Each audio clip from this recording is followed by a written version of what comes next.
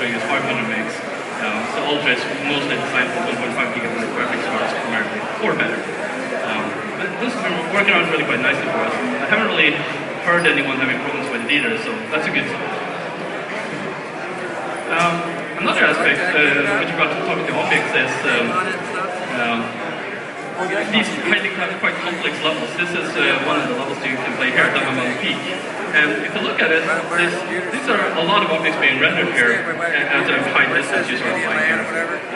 But if you look at it, a lot of these objects are really the same type of object, because these are like oil cisterns or something that are just, we're just rendering them multiple times. The artist just plays the same object here. There's not a lot of smaller objects that are the same, they're just repeated.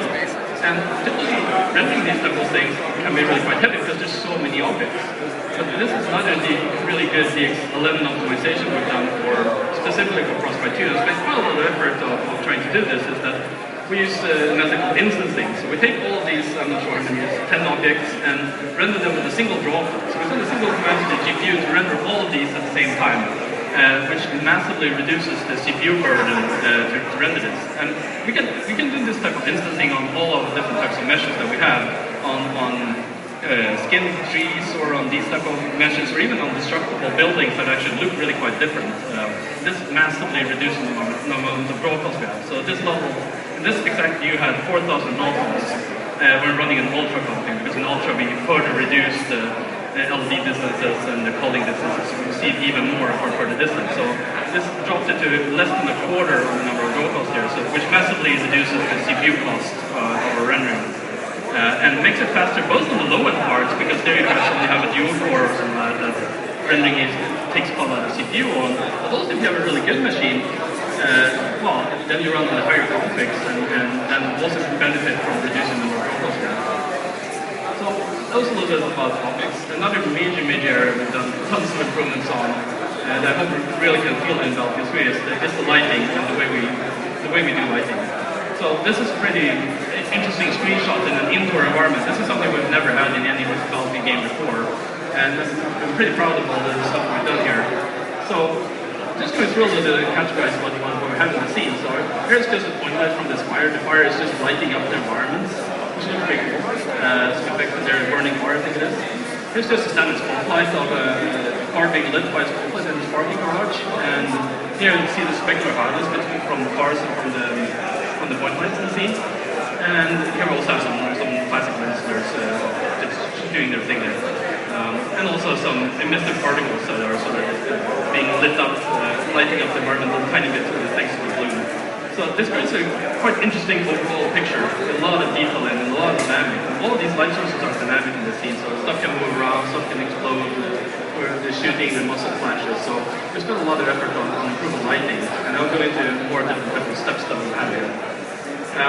Here we also have a shot of the lighting, but this is a much different screenshot. This is a screenshot in an outdoor environment on the same level you saw earlier with the draw pulse on. But here we only have a single big visible light source here, which is the sun. And this is actually quite difficult to light these scenes properly, because the sun is so bright and there's areas that are so very dark in the scene. So what we need here is really to have a really proper HDR rendering of the scene that captures all the different intensities of the light sources that we have, even though if it's just a single sunlight in the sky. So we render everything in FP16, which is an HDR format on the GPUs, and then we can take a look at that picture and estimate what the exposure should be for it to get a good view of, make sure that the darks are not too dark and the brights are not too bright, to really adapt to different environments. And the key part of this HDR rendering is also bloom, because bloom back in the day was just a cheap filter that someone added on top of the screen in order to make it, I don't know, sort of make it look pretty crap actually.